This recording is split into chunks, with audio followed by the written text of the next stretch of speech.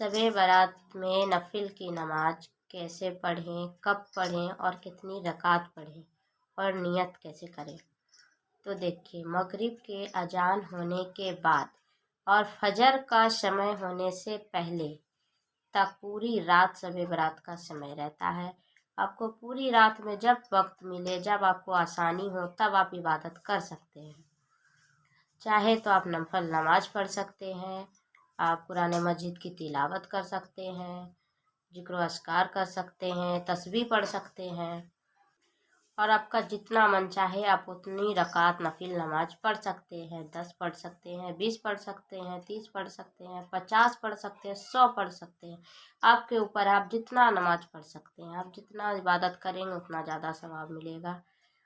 और नियत कैसे करें, आप चाहें तो 2-2 रकात करके पढ़ सकते हैं, 4-4 रकात करके पढ़ सकते हैं।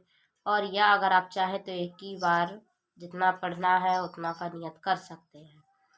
जैसे समझिए कि 20 रकात नमाज पढ़ना है तो नियत ऐसे करेंगे, नियत करती हूँ मैं 20 रकात नमाज नफिल की, वास्ते अल्लाह ताला के मुँह मेरा काबा शरीफ की तरफ, अल्लाह अकबर। बस ऐसे ही पढ़ना है, ऐसे ही नियत करें।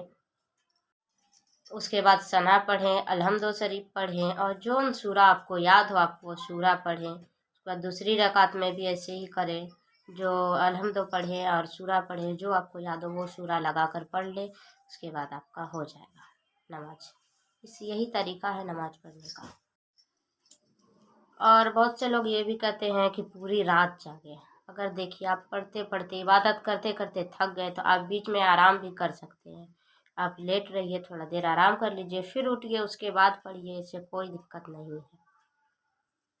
पूरी रात अगर पढ़िएगा तो आपको ज़्यादा सवाब मिलेगा, जितना पढ़ोगे उतना सवाब मिलेगा, लेकिन आप बीच में आराम भी कर सकते हैं।